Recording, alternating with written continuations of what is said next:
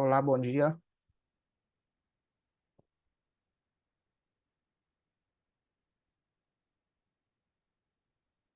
Bom dia.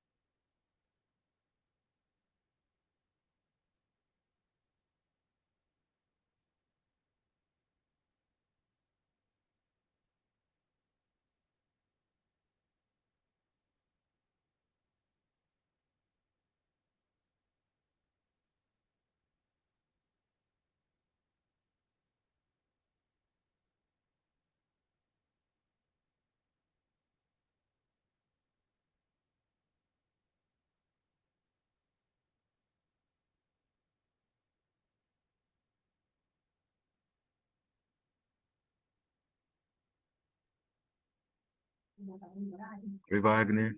Bom dia a todos. Bom Oi, dia, Marcelo. tudo bem? Tudo bem? Estou vindo aqui, Tudo meu nome é ótimo, graças. Gui, vindo aqui para colocar vocês como participantes, tá? Wagner, estou colocando você, Uhum. vou colocar vocês como chamado co-host, para que vocês possam ter acesso a compartilhamento, a qualquer tipo de ação aqui dentro, tá bom? Por exemplo, o Wagner, já coloquei como co-host. Francisco, da Beleza. mesma forma, são todos os participantes que podem, de alguma forma, interagir. Isaac, que aqui está, também como co-host. Um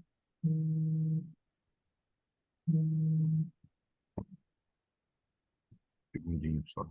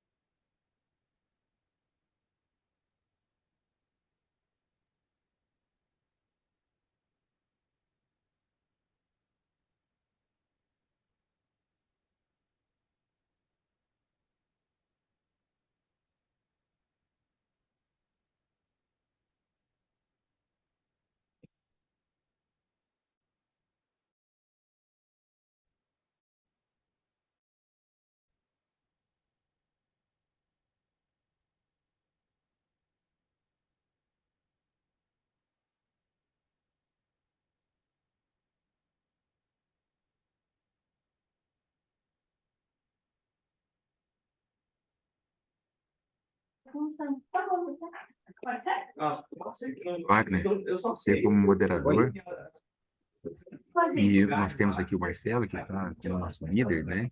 Uhum. Vocês podem criar, dar sequência, chamando a atenção para os apresentadores, no sentido de um, dois e três, fazer suas considerações. Só não esquecer no final, Marcelo. Marcelo, você está presente aqui, só para eu saber? Oi, Marcelo. Alô, alô? Oi, Marcelo, você Vocês está estão me bem? vendo? Consegui? Prazer falar contigo, Marcelo. Tudo bom? Só Desculpa, eu nesse tive um. Eu acho que eu não configurei direito aqui o meu vídeo, mas acho mas consegui entrar aqui. tranquilo, fique tranquilo, tá? Obrigado, Hernani. E no final de passar aqui aquela avaliação que você vai encontrar Ok, lá na sua agenda, no final ali embaixo, para que os participantes possam avaliar a sessão. tá legal. Marcelo, estou te colocando então como um host. Você só não pode esquecer que você só não pode fechar a sessão que todos, senão você derruba todos ao mesmo tempo. Ah, tá Mas bom, espero aqui que eu no não caia. nosso líder aqui, Wagner, muito Sim. obrigado. Então, Marcelo e a Thalita, os dois aqui. Qualquer coisa eu estou à disposição. Boa Beleza. sessão para vocês. Ok. Bom, Marcelo, eu vou deixar no papel de moderador, vou deixar você seguir o fluxo e conduzir aí a sessão conforme o protocolo lá. Fica à vontade. Tá bem, eu só preciso ver se eu consigo arrumar aqui meu rosto para vocês não ficarem vendo essa bolinha aqui. Uhum. Não sei por que ficou com essa com essa bolotinha aí.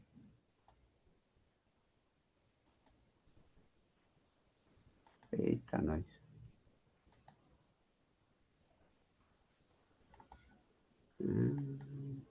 O anterior resolve, que aí abra. É, pelo menos aparecia um rostinho, né? Acho que agora tá. Assim, pronto, resolveu. Estamos te Já, vendo. já, já melhorou nossa vida. Bom, a gente tem aqui, a gente vai ter o Wagner como moderador, né, Wagner? Isso, isso Ok. mesmo. E a gente vai estar apresentando os vídeos do pessoal. É, na verdade, a gente já está com o Francisco, com o Isaac. Nós vamos começar, então, com o artigo Desempenho Financeiro das Empresas Listadas.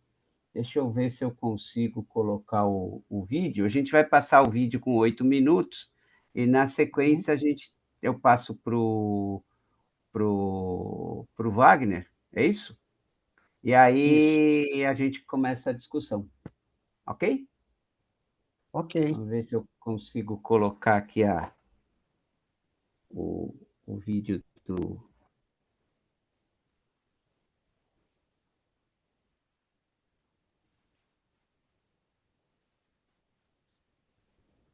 Deixa eu ver se eu consigo colocar aqui.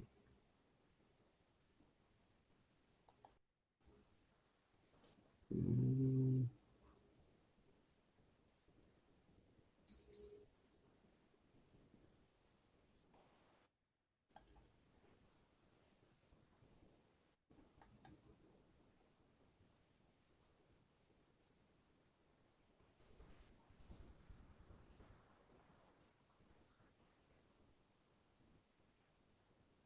Eu estou com um pouquinho de problema com o Zoom.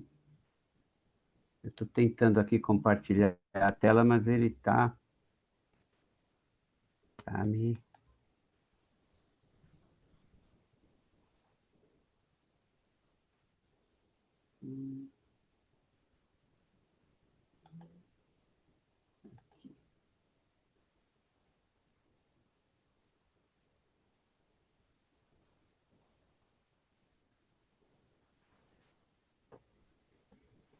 Ah, você conseguiu. A Marcela ia falar que não, eu poderia tentar para você. Aqui é a Thalita.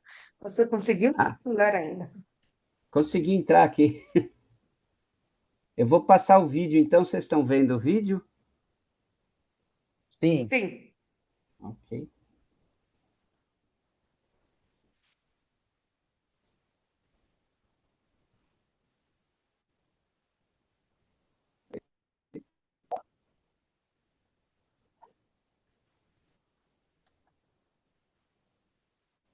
Entrou o vídeo errado. entrou.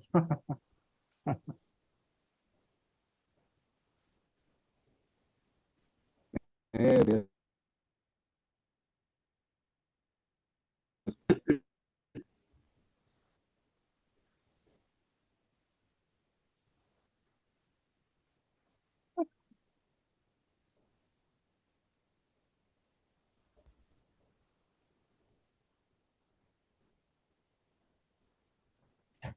Isso agora está no certo, só mandar rodar.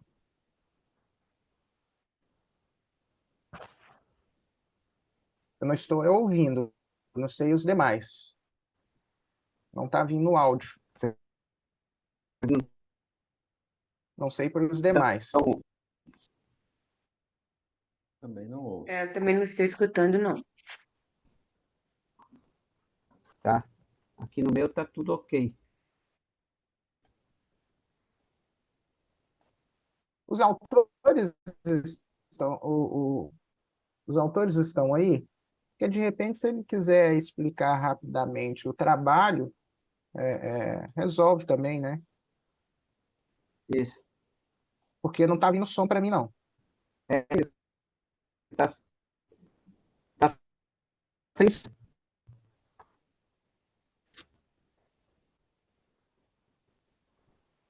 aparecer agora o som.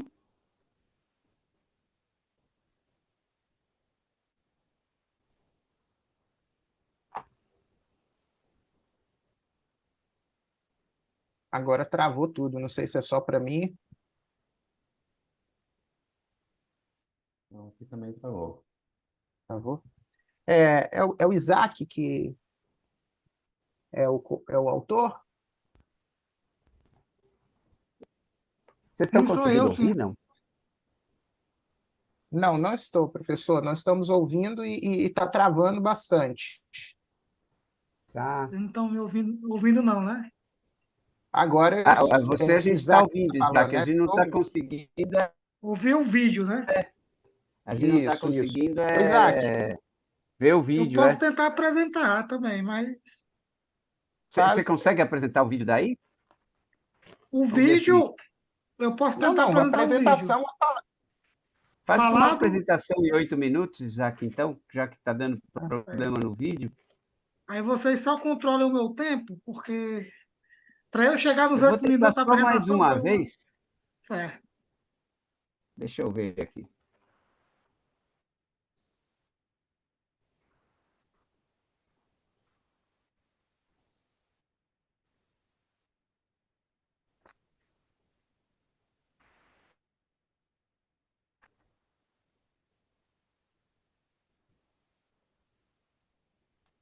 Melhorou agora?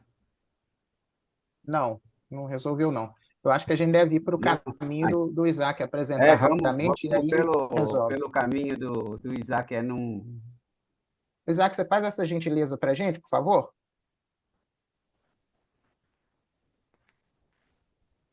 Vocês me dão um minuto para eu procurar aqui a apresentação? Um Ok. minutinho.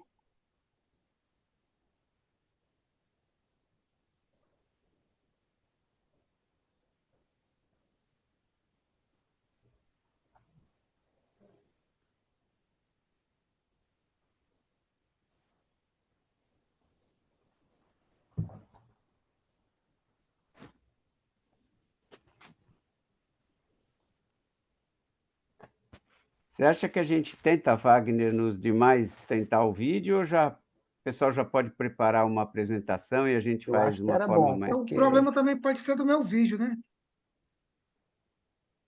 Eu não sei. Eu posso tentar passar um outro vídeo para a gente testar.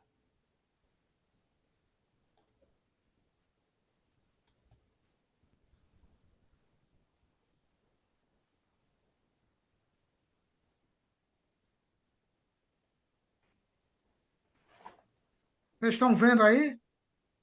Sim, Sim, sim. Perfeito. Pode meter bronca aí, Isaac. Pronto, eu vou tentar aqui ser sucinto.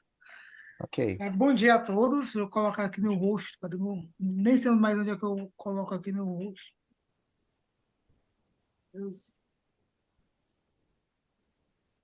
Estão me vendo agora, né? Sim, sim. sim. Bom dia. Sou Isaac Brandão, professor do Instituto Federal do Ceará e autor do trabalho Desempenho Financeiro das Empresas Listadas na B3 durante a pandemia de Covid-19. Começando um pouco do contexto, né? A pandemia de Covid-19, além da crise sanitária, ela também desencadeou uma grave crise econômica, principalmente devido à redução da oferta e da demanda das empresas. No Brasil, a economia passou por um período de recessão em 2020 e nos anos seguintes, 2021 e 2022, observou-se uma recuperação gradual dos indicadores econômicos. Passado esse período pandêmico, agora nós temos essa necessidade de compreender os efeitos da pandemia sobre a sustentabilidade financeira das empresas. E uma das formas de se fazer essa análise é por meio da análise das demonstrações contábeis.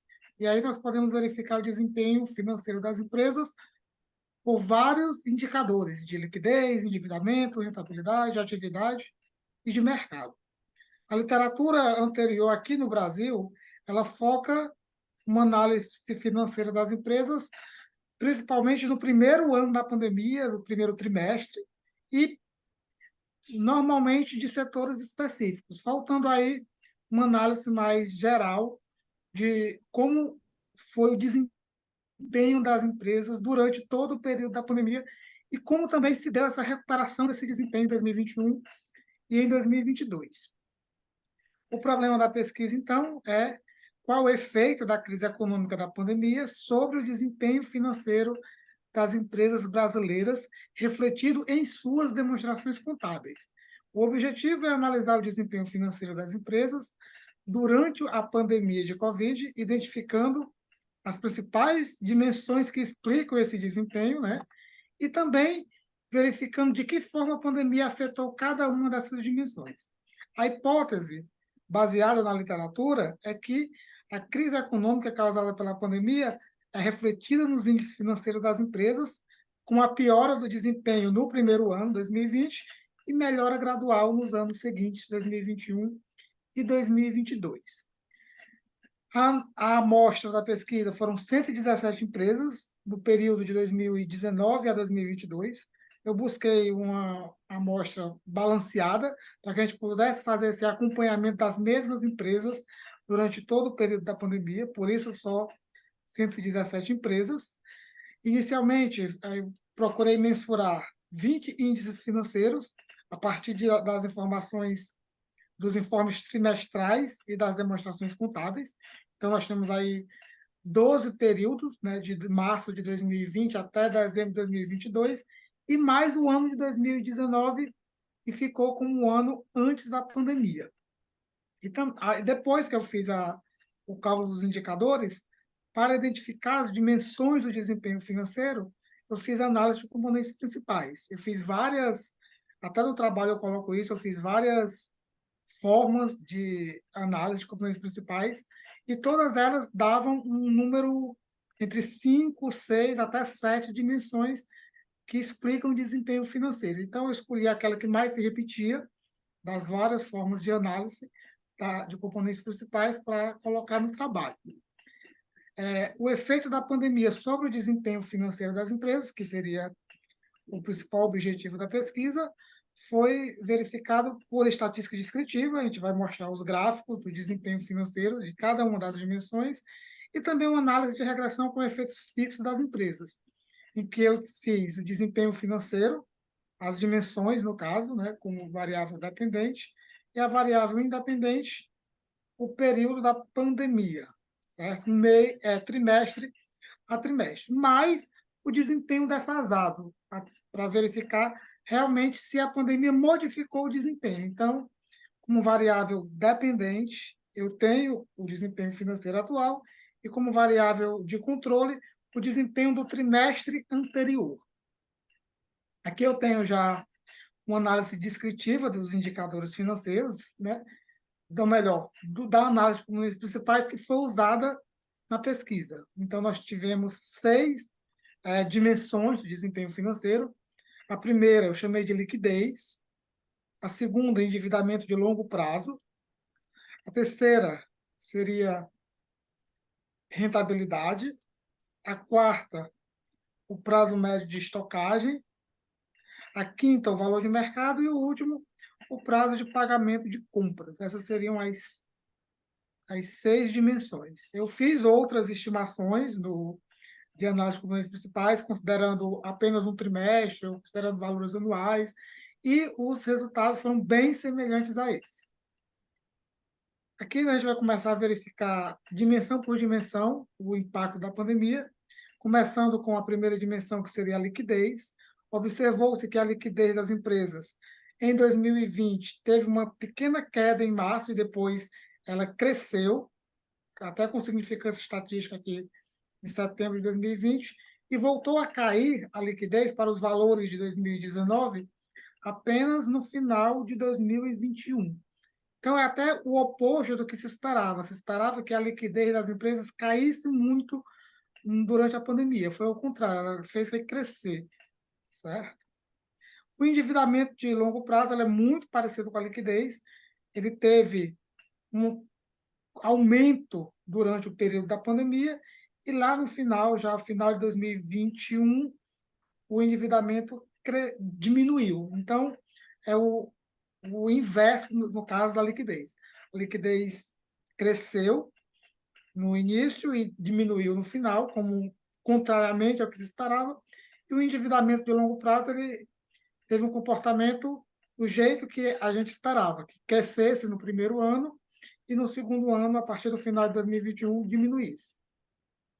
A rentabilidade, ela teve esse gráfico aqui de uma queda nos primeiros 2 trimestres da pandemia, e em seguida a rentabilidade das empresas cresceu a valores superiores ao anterior à pandemia. Então, as empresas, logo no final de 2020 para o início de 2021, já recuperaram a rentabilidade de antes da pandemia. Com relação ao ciclo de vendas, né, o prazo de recebimento de vendas, nós tivemos aí algumas oscilações no primeiro ano, mas muito pequenas.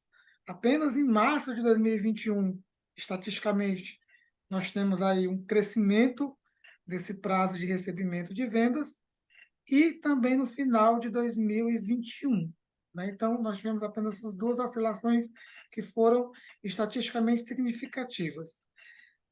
Observa-se aqui também nessa questão do prazo do ciclo de vendas que em 2019 nós já tivemos uma queda muito grande desse prazo, já antes da pandemia. Então, talvez por isso essas oscilações elas não foram detectadas na análise de regressão. O valor de mercado das empresas, logo no início da pandemia, teve uma queda brusca em março de 2020, até porque o valor de mercado ele tem essa resposta mais rápida aos eventos externos à empresa, e logo em seguida houve uma recuperação durante o ano de 2020. A partir de 2021, da metade de 2021 até o final de 2022, aí o valor de mercado das empresas caiu a valores anteriores, até menores do que o que nós tínhamos antes da pandemia. E isso, em outro trabalho que eu estou também tentando analisar, eu atribuo essa queda não mais à pandemia, mas a outros fatores, a crise política e a crise fiscal que nós tivemos aí a partir do segundo semestre de 2021. Então, esse efeito negativo sobre o valor das empresas no final da pandemia provavelmente não foi decorrente da pandemia. A oscilação mesmo, que talvez seja decorrente da pandemia, seja essa aqui de março de 2020. Por último, o ciclo de compras, a questão de prazo médio de pagamento a fornecedores, praticamente não teve oscilação durante a pandemia. Ainda assim, nós temos algumas variações estatisticamente significantes. Né? Dezembro de 2020, um crescimento desse prazo de pagamento, travou aqui. E em dezembro de 2021 também esse crescimento do prazo de pagamento dos fornecedores. Resumidamente, o desempenho financeiro das empresas foi afetado no primeiro ano da pandemia, conforme a gente esperava. Houve uma redução da rentabilidade, perda de valor de mercado, foi os primeiros efeitos, né, negativos, e mais final de 2020 e início de 2021, crescimento do ciclo operacional e aumento da liquidez e do endividamento de longo prazo. Com a diminuição das medidas de isolamento social e a adaptação das empresas à realidade imposta pela pandemia, a partir do final de 2020 e início de 2021, verificou-se aí uma retomada dos valores anteriores à pandemia, crescimento da rentabilidade e ganho de valor de mercado. E depois, já no final de 2021, uma diminuição do ciclo operacional e a redução da liquidez e do endividamento de longo prazo. Como contribuições, a pesquisa ajudou a compreender os efeitos da crise econômica decorrente da pandemia sobre o desempenho financeiro das empresas brasileiras, com indicação das dimensões que explicam o desempenho, as 6 dimensões, e também a sua evolução ao longo do período pandêmico. Também discutiu-se a importância da informação contábil para a análise econômica em tempos de crise, em especial o que a gente utilizou, a análise das demonstrações contábeis. A utilização também de análise de componentes principais para mensurar o desempenho e também a modelagem de efeitos fixos a nível de empresa para avaliar sua evolução temporal, que aí reduziu alguns problemas de endogeneidade. E, por fim, os resultados da pesquisa podem ser utilizados por stakeholders para avaliar o efeito da pandemia sobre as empresas brasileiras e propor, no futuro, né, medidas que mitiguem efeitos financeiros em futuras crises. Eu acho que é isso. Não sei se eu passei do tempo, acredito que eu tenha passado do tempo. Então tá ótimo, parabéns. Professor Marcelo, pode dar sequência aqui? Pode tocar. Ele ficou só 2 minutos a mais. Eu estava falando aqui, estava com o microfone desligado. Tá. Bom, então, Agora o Wagner vai dar sequência em comentários. A isso. gente tem 8 minutos, ok? Beleza. Bom, primeiramente, muito obrigado aí pelo convite do CMEAD. Parabéns aí, Isaac, pela apresentação, pelo trabalho. Eu vou tentar ser bem sucinto aqui, por causa desse pequeno atraso, mas o objetivo aqui é trazer insights para que você evolua com o trabalho e tente uma publicação em um periódico, né, professor? Estou imaginando que esse seja o seu propósito quando submete o trabalho a um congresso. E aí você tentou enfrentar, né, está enfrentando um problema relevante, interessante, né? Nós passamos por uma crise que não havia sido observada antes, né? Um evento exógeno que a gente precisa estudar, né? Quais os seus efeitos, quais as suas implicações. Então, o trabalho tem mérito nesse sentido, de tentar entender as implicações empíricas de um evento exógeno importante para a sociedade e a economia como um todo. Agora, ele precisa vender melhor o que ele está trazendo de novo. Por quê? Porque já existe uma vasta literatura internacional que foi olhar para as implicações da Covid em desempenho financeiro de empresas, em diversos aspectos, né? E aí, pensando em um periódico, vai ser meio desafiador você trazer essa novidade com o atual desenho que você está usando. Por quê? Basicamente, você pegou lá um conjunto de dados de 117 empresas num período curto e foi ver se o antes e o depois, né, afeta naquelas métricas de desempenho que você selecionou.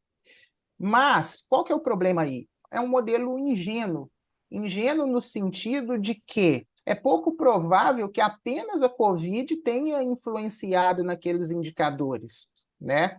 E aí, na hora que você não traz os controles, mais controles para tentar controlar o efeito ou verificar esse efeito, muito provavelmente existe problema de endogeneidade grave na modelagem, né? Se você observar os resultados que foram apresentados, muitos deles foram contraditórios, né? E aí, quando eu vejo um resultado contraditório, contrário à hipótese ou às evidências anteriores ou à teoria, a primeira coisa que eu vou me preocupar é: será que esse resultado contrário não decorre de problemas de modelagem, né? Em especial, a ausência de variáveis representativas para explicar esse fenômeno? É a primeira preocupação que eu tenho, né? Porque se existe omissão de variáveis representativas, independente do resultado que deu, ele vai ser viesado, né? Por quê? Porque eu deixei de colocar uma variável importante e aí aquele efeito que supostamente eu estou capturando, ele é porque não tem a variável importante. Se tivesse, provavelmente eu não encontraria, né? Então, eu acho que esse é o primeiro ponto. Eu acho que você precisa dar uma repensada no desenho da pesquisa, porque é um modelo ingênuo para poder capturar o que você está querendo, na medida em que é um fenômeno complexo, então diversos fatores vão afetar naqueles indicadores, né? Não dá para você fazer uma modelagem de if-in-diff a despeito de você ter um evento exógeno, né? Porque todo mundo foi sujeito à crise, mas você precisa repensar o desenho, a modelagem, no sentido de demonstrar que você fez um esforço de controlar outros fatores para garantir que aquela dummy lá que você inseriu no modelo, ela faça sentido ter efeito ou não, né? Outra coisa ainda sobre a modelagem, né? Você inseriu lá a defasagem da própria Y, né?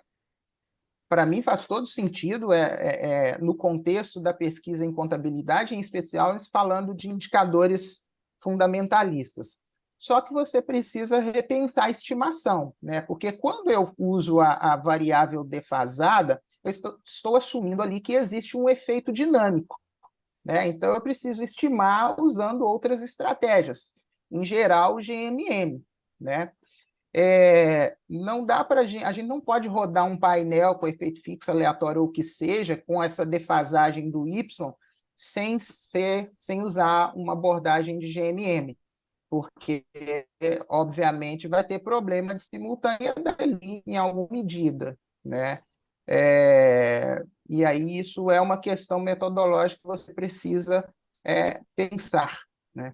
Mas, assim, para mim, a principal questão do trabalho, pensando em um periódico, é você trazer a novidade de fato desse trabalho, o que ele avança em relação à literatura anterior, e metodologicamente eu acho que ele precisa ser repensado, porque se você não inserir controles que a literatura já surgiram, que são importantes para a explicação daqueles fenômenos, no periódico eu acho que vai ser um pouco difícil avançar na avaliação, né? Porque você já tem a concorrência da produção anterior, né? Inclusive em alguns bons periódicos, mas também tem a questão de método que eu acho que vai pegar bastante, principalmente porque vários resultados eles divergiram do que se esperava, né? E aí, como eu disse no início, se o resultado está em contrário ao que se espera a partir da teoria e da literatura, a primeira preocupação que eu tenho que ter é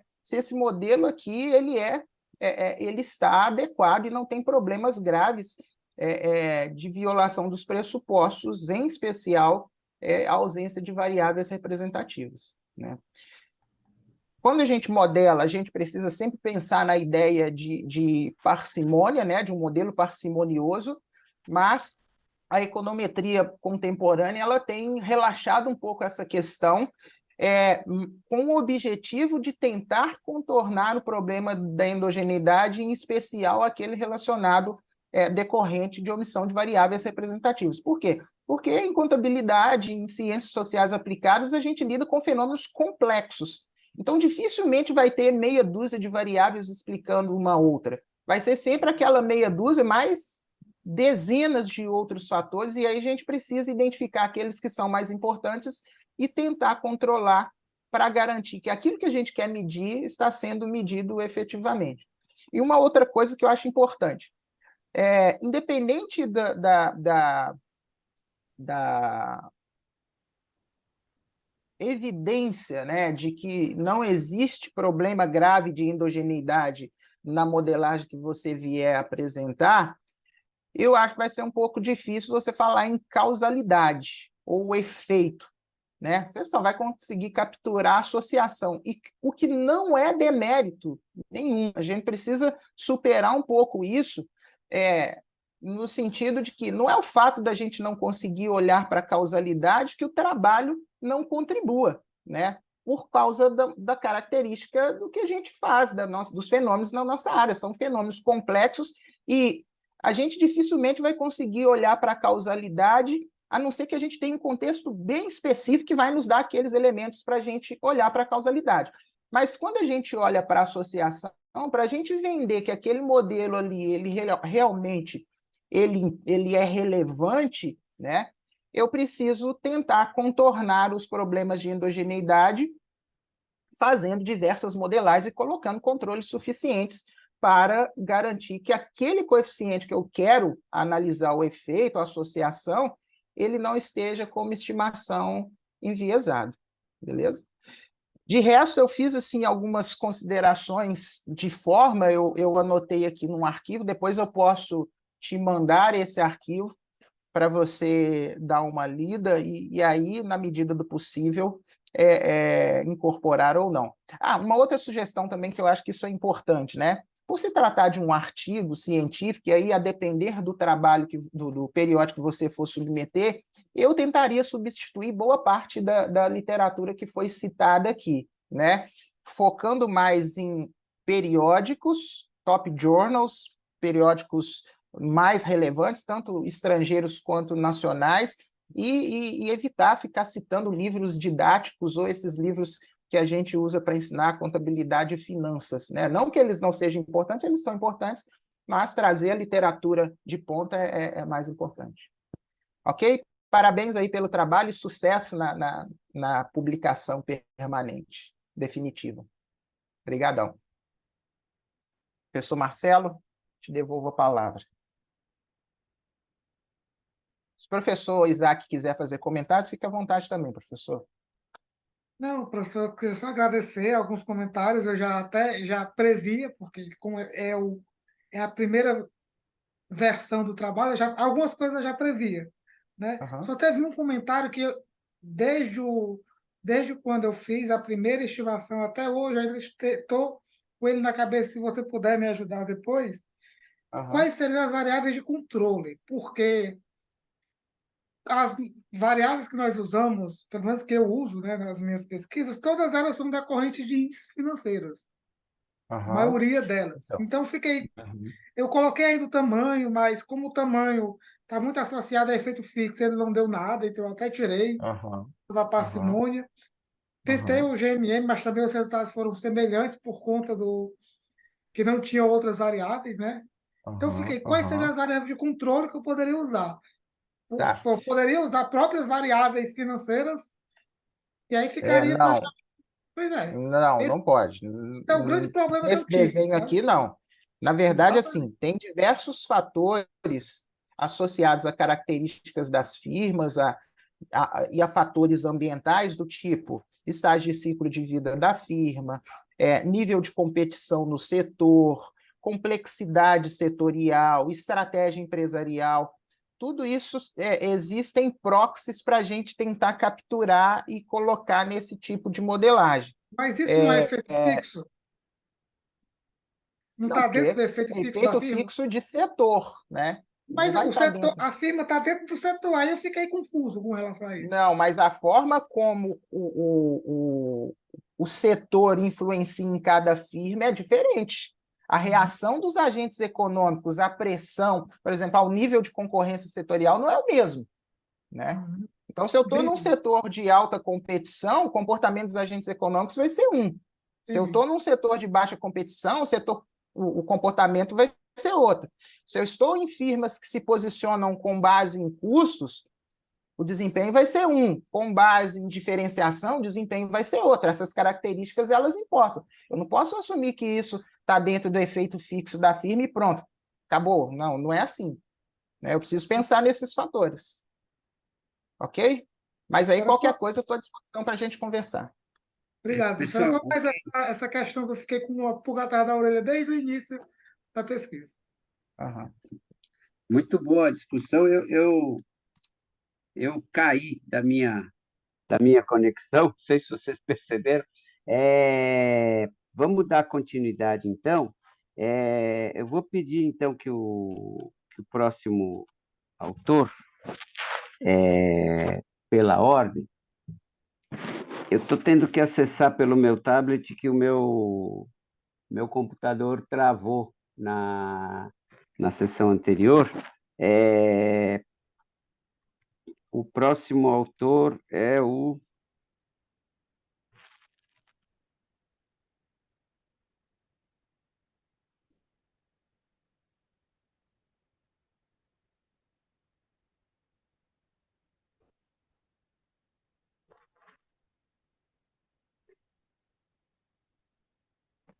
hum,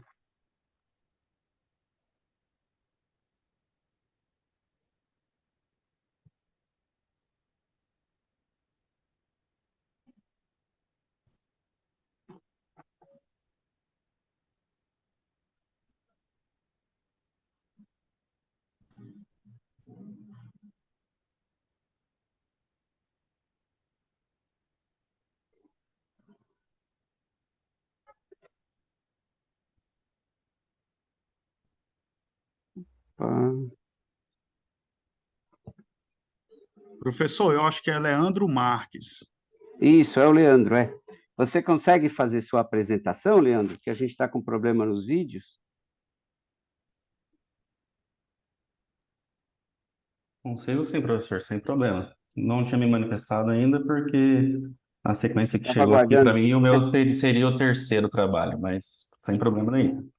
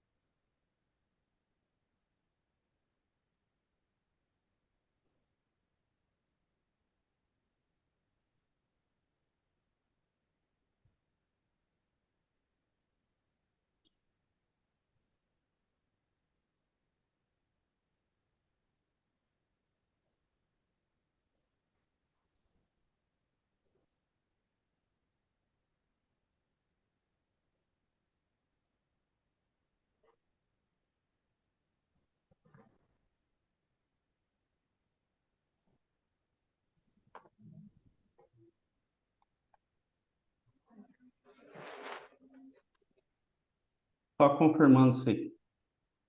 Pessoal, acho que aqui agora eu não consigo mais dar F5, né? Deixa eu tirar o compartilhamento da. É, é só clicar no ícone lá embaixo, tem um ícone lá.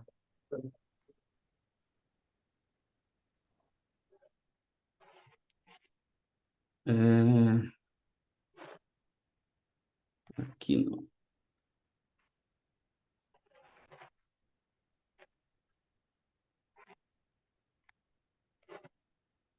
Ah, é. Tá, é que você está compartilhando a tela com o PowerPoint, não a tela da, Isso. da projeção. Agora não compartilhou até a tela da apresentação? Não, você está compartilhando a tela do PowerPoint. É que você ligou a apresentação depois. Mas eu estou conseguindo Certo. ver. Vocês estão conseguindo ver? Não, deixa eu descompartilho e compartilho novamente. Ok. É que aí você tem que compartilhar a tela da apresentação, não a do PowerPoint. Certo.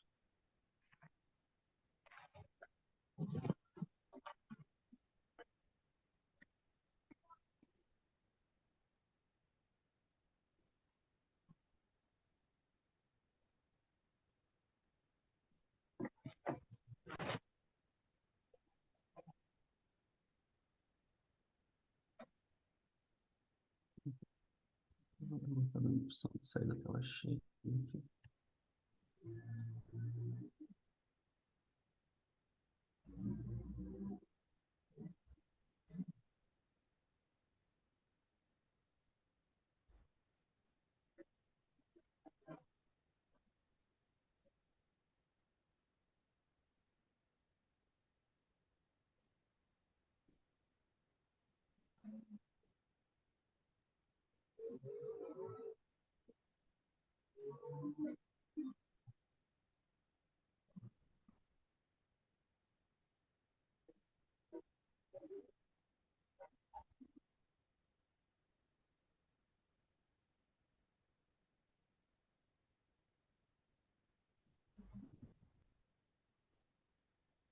Se você quiser fazer a apresentação com a tela do PowerPoint, eu estava enxergando, não tem problema.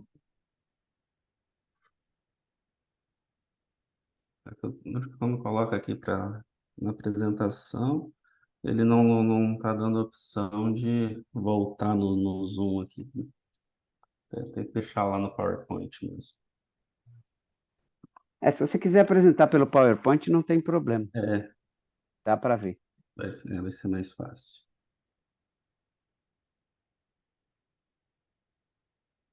Tá.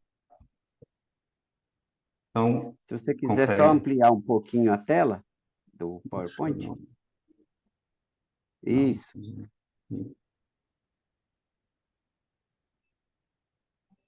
Pronto. Está conseguindo Sim. ver, né, Melhor? Wagner? Wagner, então o microfone está desligado. Tá dando para ver perfeitamente. Pode Beleza. Então vamos em frente. apresentar. Ok, então. Então, meu nome é Leandro Marques, eu sou mestrando em contabilidade na UniOeste, Cascavel, Paraná. E o título do trabalho é o processo de divulgação de Head Account no Brasil, uma análise sobre a ótica da teoria da divulgação. Junto comigo estão os professores Alad Zanchetti e o professor Clóvis First, ambos são aqui do programa. Então, falando um pouco do contexto desse trabalho aqui, esse trabalho ele faz parte de um objetivo específico da minha dissertação. O meu objetivo geral do trabalho é analisar a influência do RED no valor de mercado das empresas. Então, antes de conseguir analisar a influência do RED no valor de mercado das empresas, o primeiro passo foi analisar como estava sendo divulgadas as informações sobre o RED, né? Então, e qual estaria sendo a percepção, como está sendo divulgado, para depois analisar qual seria a percepção dos stakeholders e como que isso estaria sendo precificado.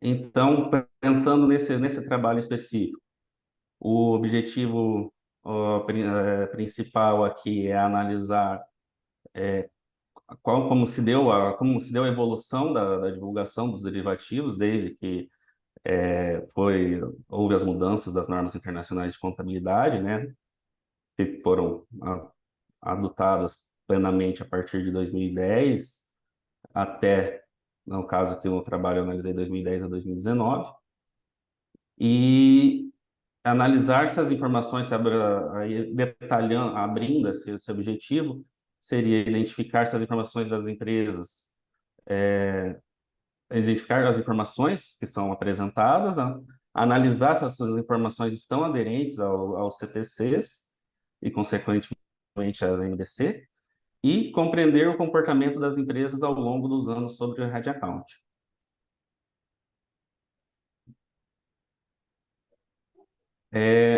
A minha fundamentação teórica aqui principal, digamos assim, no que tange a divulgação contábil, é Verreker e DAI, né? Ambos trabalhos seminais deles em 2001, mas a origem dessa discussão se dá lá desde Fischer, passando por MM, até que chega ali em DAI em 2001.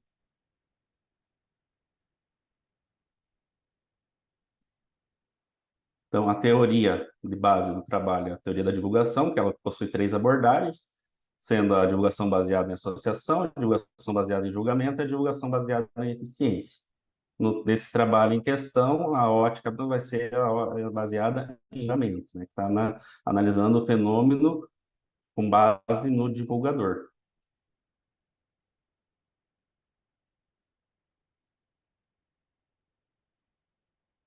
Então, os trabalhos anteriores, aqui, o principal de base aqui, foi o trabalho de Turra, tanto 2016 quanto 2019 também.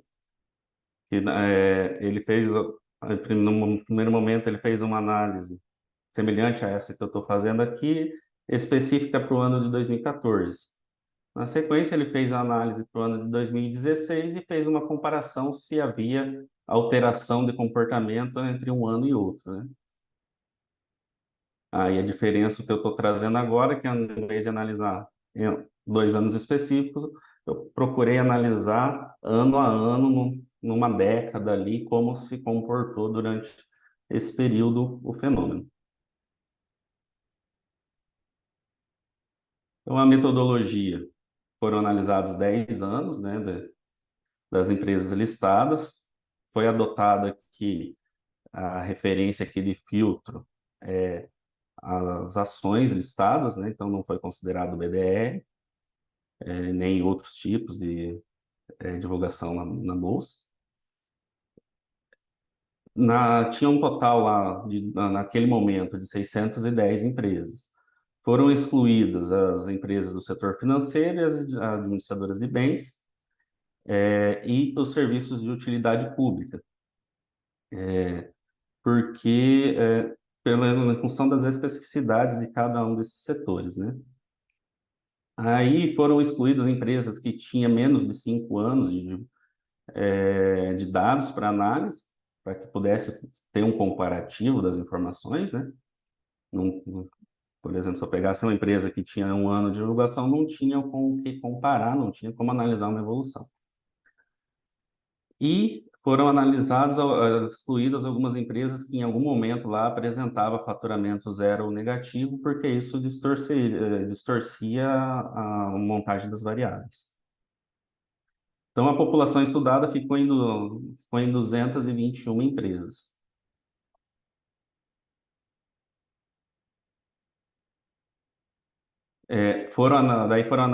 Dessas 221 empresas, foram analisadas as notas explicativas, né? E aplicado o questionário com base no CPC 40, e que ele é dividido em 3 partes. Um questionário para rede fluxo de caixa, um questionário para rede valor justo e um questionário para operações de investimento líquido no exterior. Então, aqui estão os critérios, né, as referências de análise.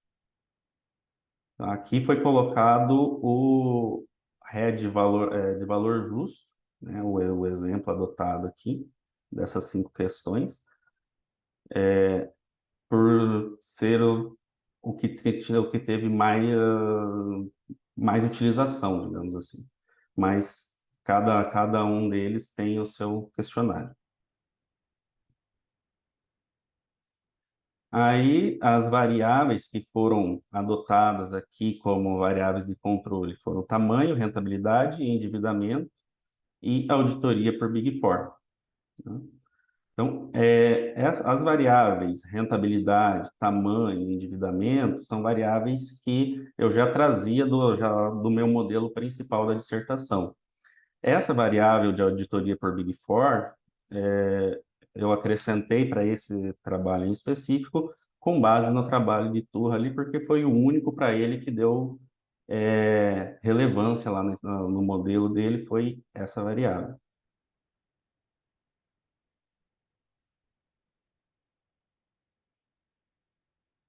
Então, aqui ficou a estruturação do modelo, né? Nível de evidenciação, tamanho do ativo, rentabilidade, endividamento e auditoria de empresas. Então, esse aqui ficou o modelo, né? A questão do tamanho, a rentabilidade, o endividamento e a auditoria, buscando explicação do nível de evidenciação. Então, na análise dos resultados, até, na verdade, assim, não foi tanto surpresa, porque no momento da coleta a gente já vai observando os acontecimentos, né? Então, foi possível identificar que 45% das observações apresentavam informações de head account, né? Mais ou menos a metade, então um pouco menos da metade das empresas, e que dentre essas apenas em 2011 foi encontrada uma média inferior, sendo que os demais anos as médicas eram estatisticamente iguais, né? Então, o que que isso impactou? Impactou que houve pouca variabilidade nos dados. Consequentemente, como a variabilidade é um dos pressupostos econométricos, isso impactou diretamente na análise de modelo. Então, aqui está o quadro das 2.130 observações. 970 apresentaram informações dos derivativos financeiros utilizados como hedge, né? E aqui é a média que foi atribuída de acordo com os questionários apresentados anteriormente. Então, somente aqui em 2011 que estatisticamente não ficou igual aos demais.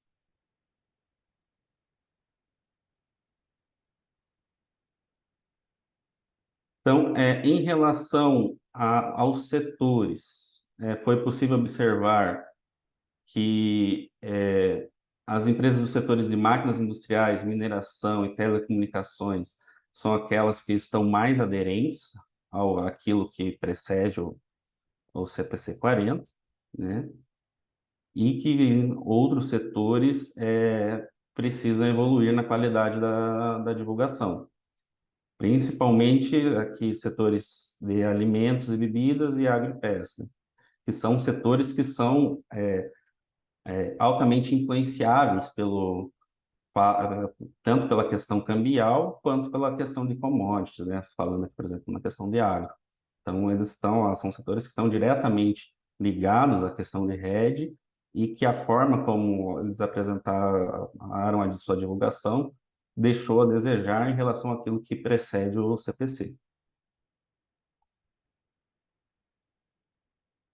Então, aqui foram as médias de nota atribuída por setor, né?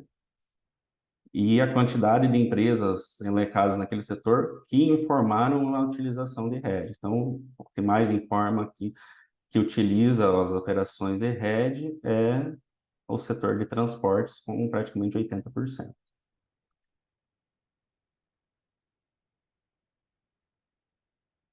Então, analisando as hipóteses propostas, a única variável que apresentou significância foi a variável Big Four, no entanto, o poder explicativo do modelo analisado não apresentou a significância pretendida. Tal fato se justifica pela baixa variabilidade nos dados, tanto pela variação WIT1 quanto a variação BIT1. Com isso, não podemos inferir que alguma dessas variáveis esteja, de fato, interferindo na divulgação. O modelo, ou seja, o modelo não sustenta uma afirmação. Mais um minuto, tá? Certo. Não, já estou finalizando já. Então, então, a conclusão aqui, né, é que não as empresas ainda estão abaixo do desejado em relação à divulgação dessas informações, mas que isso não tem impactado, não podemos afirmar que isso esteja impactando na visão dos stakeholders. E isso pode ser por dois motivos, dois motivos que a gente apresenta aqui que pode estar ocasionando isso. O primeiro é o fato de o investidor brasileiro ainda não adotar a sofisticação em suas análises como em outros locais. E o outro é que o custo dessa divulgação ser maior que o benefício que ela poderia trazer para essas empresas. Então, e a contribuição do trabalho é exatamente essa questão dessa forma estática que se encontram as divulgações no momento, né? E a limitação do trabalho é que o fato do pesquisador estar ali observando questões subjetivas, isso pode variar de um pesquisador para outro, né? E para futuros trabalhos, recomendo-se investigar qual foi o fator determinante para que essa estabilidade tenha, de fato, ocorrido. Seria isso, professor.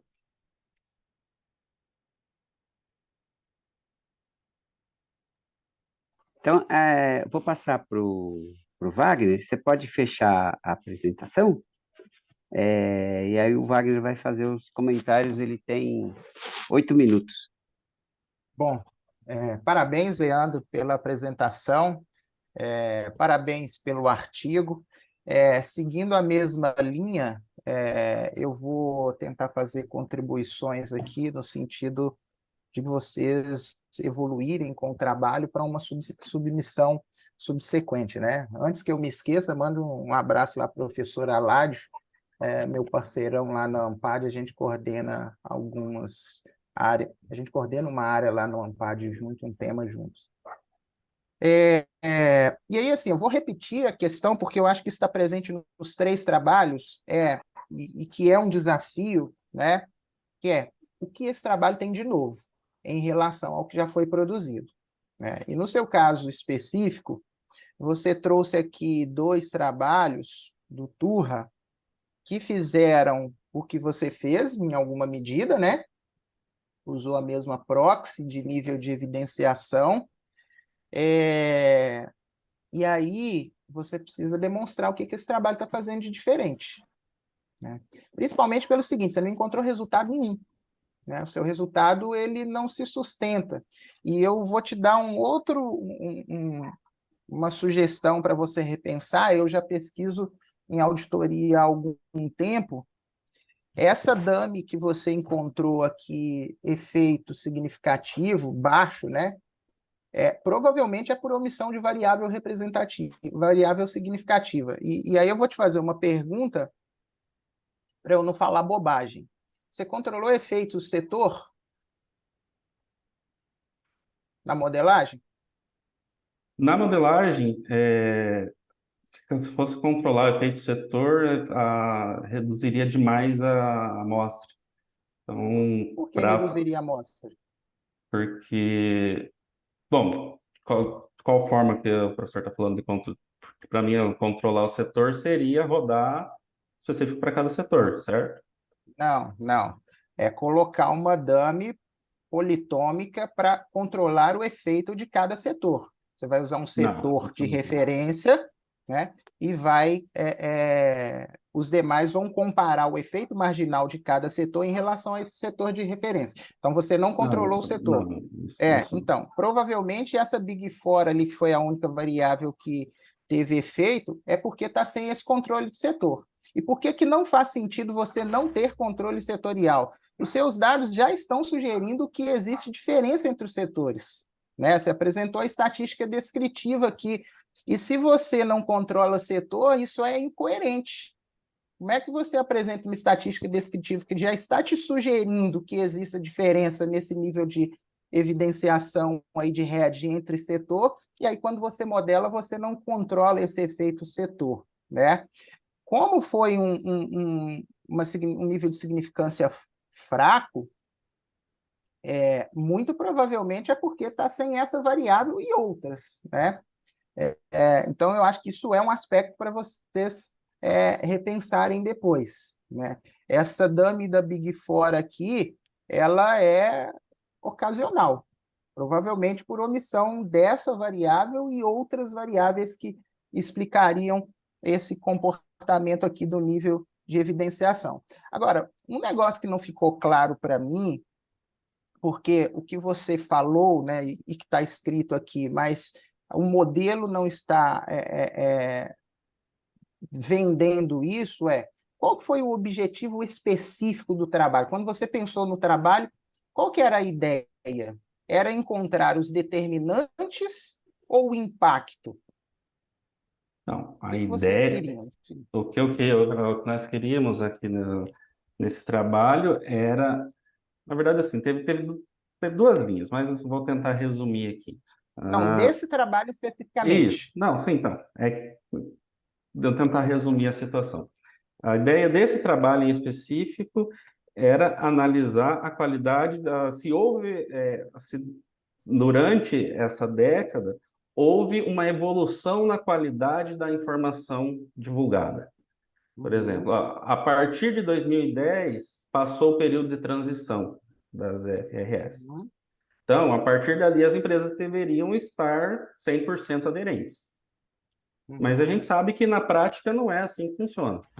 Então, a ideia era ver se nessa década houve uma evolução, houve uma aderência maior das empresas em relação a divulgar essas informações. Tá. Aí, você acha que com o modelo que você estimou, você consegue capturar isso? Olha, se tivesse variabilidade de dados, eu entendo que sim. O problema é que não Aí teve eu vou te dar. variabilidade. Eu acho que não. O que você está apresentando aqui são possíveis explicações para o comportamento do nível de divulgação de rede, porque você colocou tamanho, rentabilidade, endividamento e auditoria explicando a variável que você quer.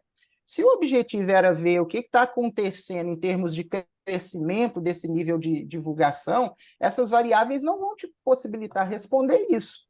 O máximo que você responderia aqui era o tamanho afeta no nível, aumenta ou diminui, a rentabilidade aumenta ou diminui, endividamento aumenta ou diminui, a auditoria aumenta ou diminui. É isso que você responderia com esse modelo aqui. Você não vai responder se o nível de evidenciação tendeu a aumentar ou não com esse modelo. Então, o seu modelo não está entregando o que você gostaria de fazer, né? Isso é um ponto para vocês repensarem no caso de submeter para a revista. O outro aspecto é a questão de você ter uma variável que é relativamente estável, como você sugeriu aqui. E aí me explica rapidamente como é que você foi olhar esse nível de divulgação. Você entrou nas notas explicativas, pesquisou por palavras-chave, né? E aí, quando tinha aquelas palavras-chave, você considerava ou não? Beleza, professor, 2 minutos. Você considerava ou não? Não, Aí você... na verdade foi analisado aquilo que era apresentado tanto em DRE quanto em DMPL e as notas explicativas de gerenciamento de risco na Tá. íntegra. E aí você ia ticando lá o checklist. 0 Isso. quando não tinha e 1 quando tinha. Tá. Exatamente. Então, aí, assim, essa métrica, e eu já fiz isso em outros trabalhos, quando a gente olha para o nível de divulgação, a gente vai lá, pega um CPC, vê os itens mínimos que eles sugerem que sejam evidenciados, só que, muitas vezes, determinadas linhas, elas são tão específicas, mas tão específicas, e não estarão presentes em no caso aqui, todo head que for contratado, né? E aí, veja, você vai atribuir valor 0 para esse cara, né? Só que o zero ali não é porque o cara não divulgou, é porque simplesmente aquela linha ali não faz sentido para o tipo de head que o cara está usando, né? Então, você precisa dar uma refletida se isso não está acontecendo nesse caso, né? Todas as linhas de divulgação mínima, elas estarão presentes em todo contrato de head ou todo head firmado, né?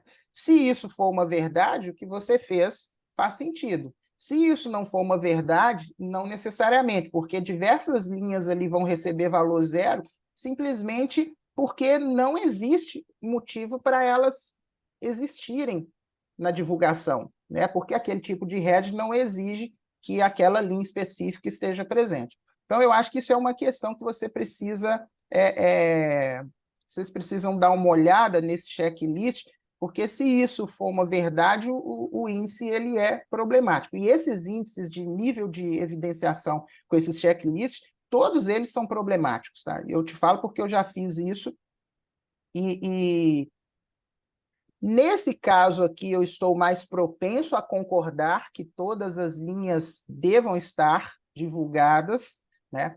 Mas isso A não vai gente fez, acontecer sempre, foi feita essa análise já no tá? momento anterior. Outra coisa, e aí só para reforçar, o tempo já está estourando aqui, depois eu te mando o arquivo, é o seguinte, nível de divulgação tem diversos fatores que vão influenciar no comportamento das firmas, né? Então, tem um enforcement legal em relação à divulgação daquilo, tem o enforcement por mimetismo, as firmas elas copiam ou repetem o procedimento que os seus pares usam, os auditores eles têm esse papel também de incentivar a uma certa padronização do que vai ser divulgado ou não. Então, você precisa controlar esses fatores. Esse ponto que o professor falou aí, para mim, eu acho que é o ponto-chave aqui. Eu sou auditor. Na prática, o que eu percebi analisando esses demonstrativos é que, assim, basicamente as empresas pegam um modelo fornecido pela empresa de auditoria e Isso aí. replicam do É ano isso para o aí. outro. Foi essa a É conclusão isso que eu aí. cheguei. Por isso que não ia ter variabilidade grande. Isso aí era esperado. Mas, assim, o principal ponto que eu acho que vocês precisam pensar para uma submissão para uma revista é trazer a contribuição de fato desse trabalho, o que ele avança em relação aos anteriores, repensarem essa modelagem, porque ela não está respondendo ao que você gostaria de responder, e quando você for repensar essa modelagem, pensar um pouquinho melhor sobre quais os incentivos ou restrições que as firmas recebem para ter uma maior ou menor divulgação, né? Porque do jeito que está aqui, você não está entregando o que você gostaria, você está entregando quais os fatores poderiam influenciar, em que intensidade eles influenciam nesse nível de divulgação. Mas parabéns aí pelo trabalho, eu acho que a ideia é legal, a gente precisa fazer esse tipo de estudo, mas você tem aí alguns desafios para se pensar numa publicação permanente. Okay? Parabéns aí. Obrigado, Manda um abraço lá, professor Aládio. Pode deixar. Parabéns, Leandro, parabéns, professor Wagner. Os comentários, as observações dele são bem profundos. Às vezes eu até perco o tempo aqui que eu tô olhando, tão interessante que é a análise. Agora a gente vai pedir para o Francisco se ele pode colocar a apresentação dele no ar, e aí vamos tentar fazer a apresentação em 8 minutos. Oi, bom dia. Sim, Olá, professor. Francisco. Vamos tentar fazer aqui no tempo, né? Isso. Sua apresentação é sobre ESG, né? Isso. Deixa eu só ver se...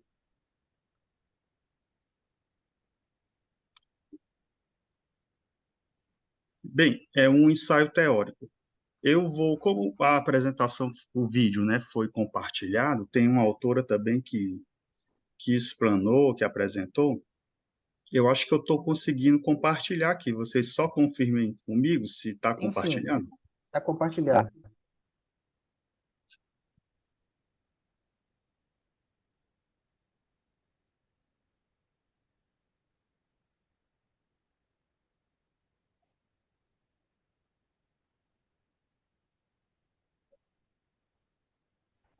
Tá sem áudio aqui. Você está tentando passar o vídeo, é que a gente está com problema na Não está apresentação de vindo vídeo. áudio.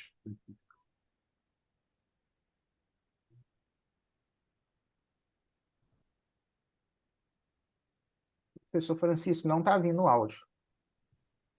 Não, né? Tá, ok. Então, Não, o nosso, o- a gente está com problema com relação à apresentação de vídeo. Você não tem a ok. apresentação em, Tenho sim. em Tenho sim. PowerPoint?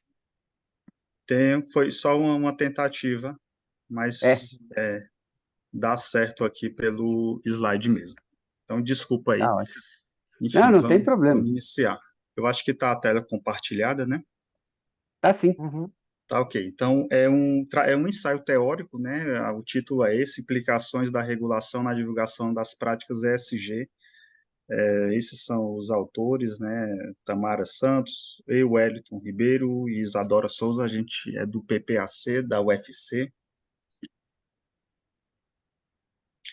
Bem, o contexto é a emergência, né, da regulação contábil de relatórios de sustentabilidade. Então, a gente buscou refletir um pouco, é um ensaio teórico, então a gente buscou refletir um pouco sobre essas necessidades de padronizar, de ter as diretrizes para mensurar a informação nesse campo. Os órgãos normativos já consolidaram, né, já está consolidado o mapa de informações, né, o conjunto de informações no campo financeiro, mas na área de sustentabilidade ainda não há uma padronização, apesar do movimento, né, dos atores nesse sentido. Inclusive um movimento, né, muito significativo nesse ano, né, bem recente, de chegar a um nível de padronização em termos de regulação, né? Porque as companhias, enfim, elas divulgam, né, voluntariamente, mas não há uma padronização. Então, na busca desse disclosure, né, adequado, confiável, que é uma necessidade imperativa das empresas, a forma como elas vão divulgar suas informações no campo da sustentabilidade, ela ganha um peso enorme porque o valor está atribuído não só às questões financeiras, mas também às questões relacionadas a como a empresa, as companhias se relacionam com um ambiente, né, mais sistêmico, né, um ambiente de forma mais ampla, e não só no campo dos negócios. Então, a gente procura fazer essa análise e a gente admite que tem dois pilares que fundamentam, que dão a razão de ser da regulação. Por que a regulação existe e por que ela é demandada e ela surge em algum momento na sociedade? Porque existem falhas de mercado e porque as empresas buscam eficiência econômica. Obviamente, podem existir, e com certeza existem os fatores, mas a gente acredita que esses dois são fatores bem significativos. Existem falhas de mercado e as companhias buscam eficiência econômica. Por isso, a regulação parece útil, né, para padronizar e reduzir falhas de mercado e fazer com que as tomadas de decisão sejam cada vez mais ótimas. E a regulação, né, se justificando por essas duas forças, né, a gente tem o interesse público como um alvo da regulação. Tem várias teorias da regulação, mas a gente acredita que a teoria do interesse público ela preceitua bem o equilíbrio no atendimento das demandas e pode dar conta, em alguma medida, né, de fazer com que um sistema regulatório no campo da sustentabilidade, como ocorreu no campo financeiro, fazer com que se reduzam falhas de mercado, sejam mitigadas, né, problemas como assimetria informacional, e também promova promova alguma melhoria no processo de tomada de decisão, fazendo com que, né, a busca por uma eficiência da economia seja alcançada. Então, esse processo regulatório ele é político, né? Regulação é um processo político e tem um conjunto de interesses diversos, mas existe um interesse social que parece existir, né? Desculpa a redundância, mas o interesse social parece existir, dado o movimento de algum tempo já. Falta definir a escolha social, né, pela regulação, não, que parece que tende a ser uma regulação dos relatórios de sustentabilidade. Então, a regulação, os relatórios surgem com esse intuito de atender à regulação, mas mesmo sem regulação, relatórios também surgem, né, o processo de divulgação vem antes da exigência regulatória, como agora, no caso dos relatórios de sustentabilidade. Não há uma regulação, mas algumas empresas divulgam, mas divulgam de forma voluntária, divulgam o que acham oportuno. Então, a regulação viria para tentar padronizar isso. Então, a divulgação dessas práticas ESG pode fazer com que as informações sejam melhor apreciadas pelo o conjunto de atores que tem interesse nessas informações. Bem, e recentemente, em 2023, houve, pelo ISSB, né, lançou as normas de sustentabilidade global, IFRS S1, S2, né, com o objetivo de dar maior confiabilidade de informações, né, com relação a esse campo.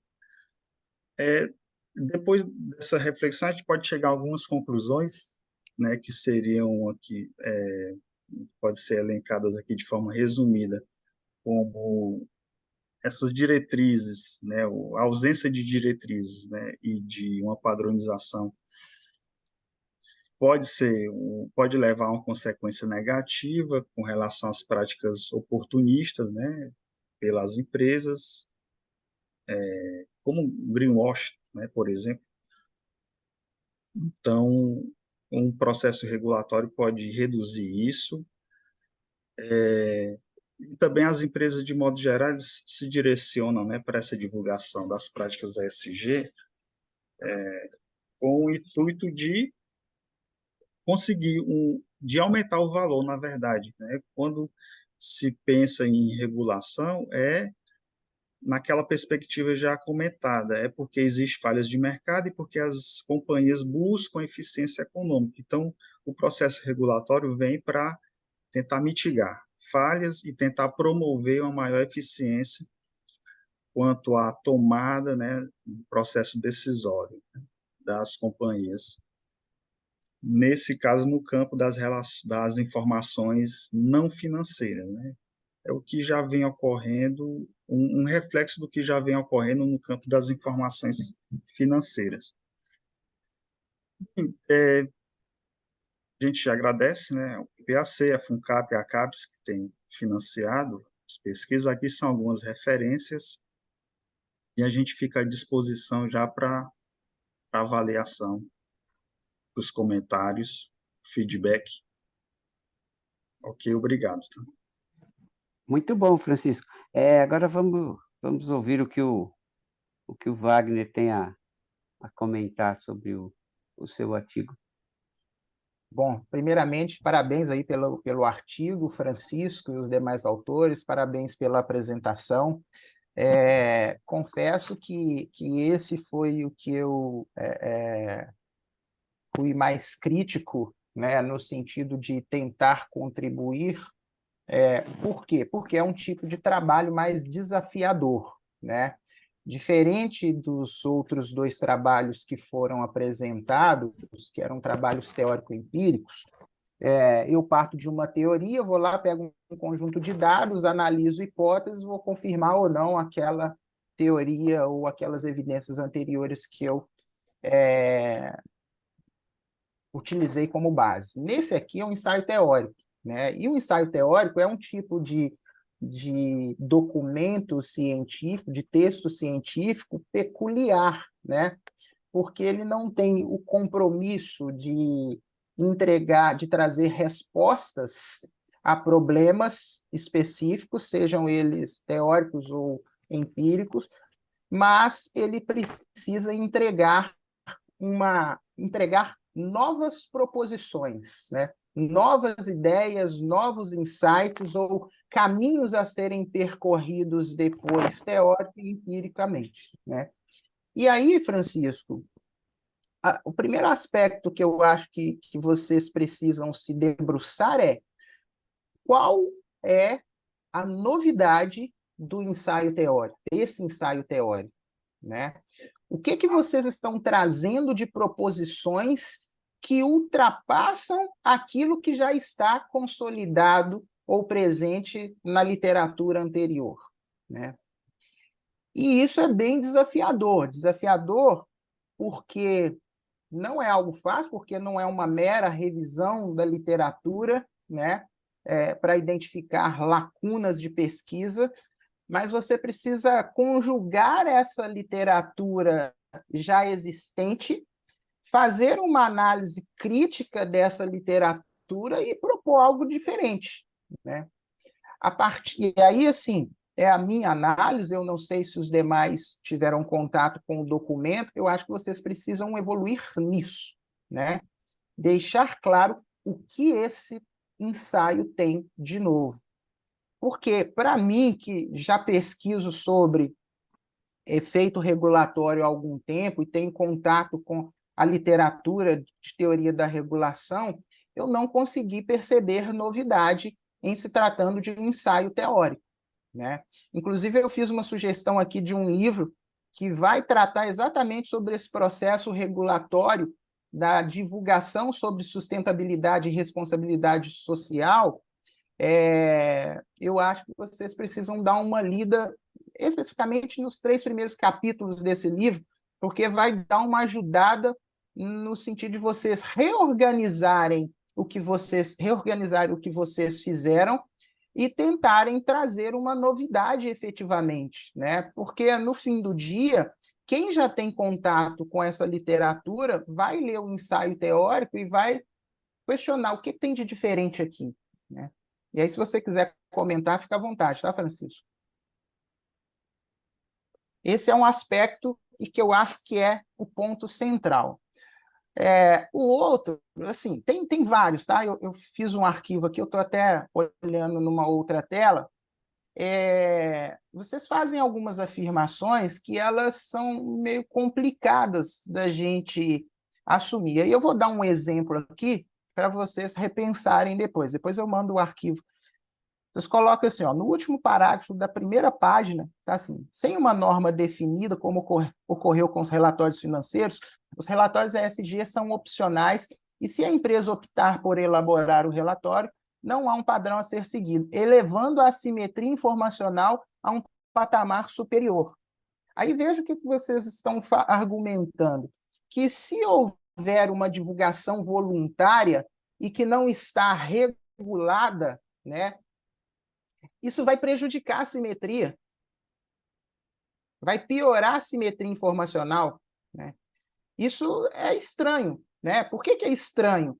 Porque essa divulgação voluntária, ela é fruto também de um processo de regulação por institucionalização, né? Então, os agentes econômicos, independente de existir uma norma objetiva e que os obrigue a fazer determinadas coisas, eles podem, em função de demandas mercadológicas, estabelecerem padrões para além da regulação formal e que venha do Estado, né?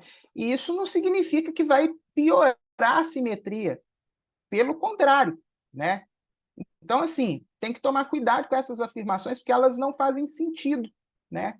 É óbvio, e a gente sabe, né, se a gente pegar antes de 29, um dos problemas que levou à crise era a falta de padronização do que divulgava, né? Só que não é isso pontualmente que levou à crise. E não é isso que vai aumentar a simetria, mas sim o fato dos caras deixarem de divulgar aquilo que importa e divulgar só o que é conveniente. Esse é o ponto, né? E aí, nesse sentido, eu entenderia o que vocês estão se referindo a aumento da assimetria. É nessa perspectiva do cara divulgar apenas o que é conveniente e o que importa e que deveria ser divulgado de forma transparente para as diversas partes interessadas, os caras vão lá e omitem, né? Só que isso precisa ficar claro no texto, porque não ficou, não está evidente isso, né? Outra coisa, o tempo já está acabando aqui, né? Tem várias questõezinhas, assim, só uma questão que vocês argumentam e que para mim é problemática. Em qualquer trabalho, a gente precisa ser bem preciso na utilização dos termos, né? Então, em algum momento, vocês falam de práticas oportunistas, né? Nesse processo de divulgação, e que isso prejudicaria a comparabilidade e etc. Vocês precisam deixar bem claro quais são essas práticas oportunistas. Por quê? No contexto da contabilidade, a gente pode estar falando de manipulação de informação, né? No contexto tributário, a gente pode estar falando do cara utilizar oportunamente uma brecha legal, né? No contexto da relação contratual, a gente pode estar falando de um dos agentes econômicos usarem falhas do contrato para poder se beneficiar. Então, assim, precisa ficar claro que oportunismo que vocês estão se referindo aqui, né? Mas a questão central, pensando no ensaio, é quais as proposições novas que tem nesse ensaio. Eu acho que, para submissão a uma revista, é a primeira coisa que o editor vai questionar. O que tem de novo nesse ensaio, né? E se o editor for da área, ele provavelmente vai falar, não tem nada novo aqui, né?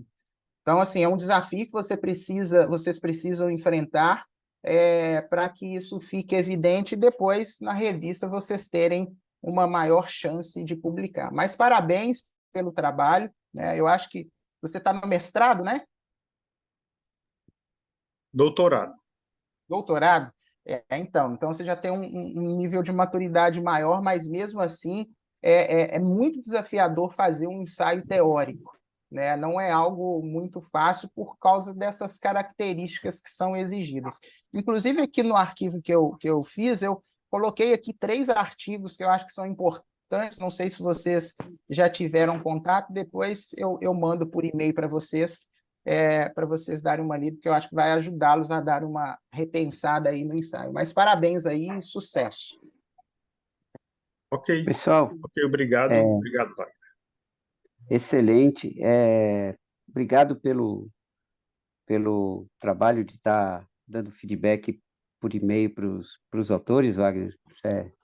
É bem gentil da sua parte. Eu queria agradecer aí a presença de todos.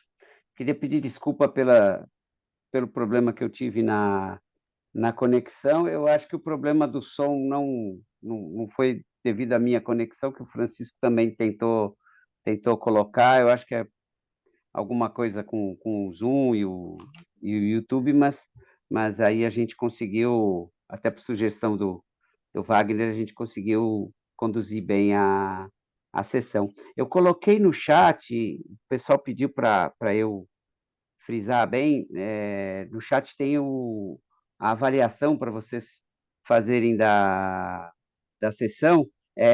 Para a gente é muito importante que vocês possam estar avaliando. Vocês gostariam que a gente tirasse uma foto? Se o pessoal colocar a câmera aberta, o Leandro, o Isaac, a Thalita?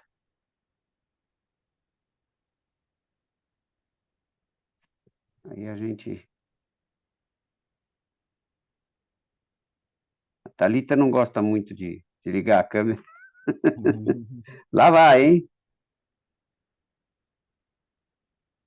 Professor, seu Eu dedo tirei está aqui, te tampando, tá não? tá a minha mãozinha aqui, né? Eu tive que acessar do tablet. Eu vou colocar essa foto no Instagram e no LinkedIn. Tudo bem para vocês? Tá. Eu Tá bem. vou...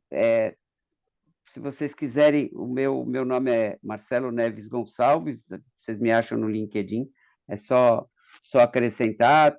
Tem sempre alguma coisa lá de de inteligência artificial e de ESG. Se vocês quiserem discutir alguma coisa sobre esses dois assuntos, o uso de inteligência artificial em pesquisa, eu tô tentando xeretar alguma coisa além do chat GPT, porque o pessoal parece que só quer fazer isso.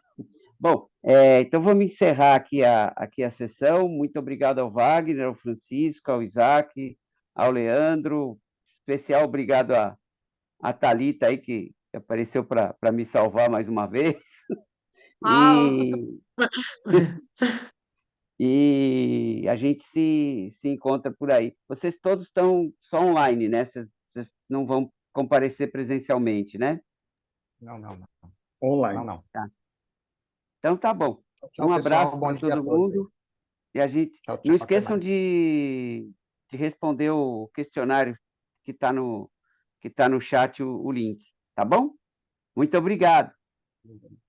Falou, Tchau, tchau. até mais. Parabéns a todos. Obrigado. Até mais aí. Parabéns. Tchau, tchau, pessoal. Tchau, Thalita. Tchau, tchau a todos. Tchau, tchau.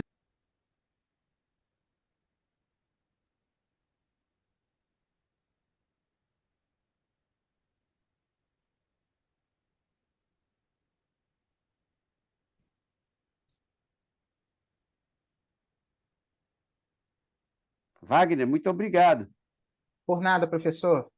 Até a Desculpa a próxima. confusão. E Não, não, sem excelente problema. seus comentários. Ah, beleza. Obrigadão. Um abraço. Tchau, tchau. Com Deus. Um abração. Falou, tchau, tchau.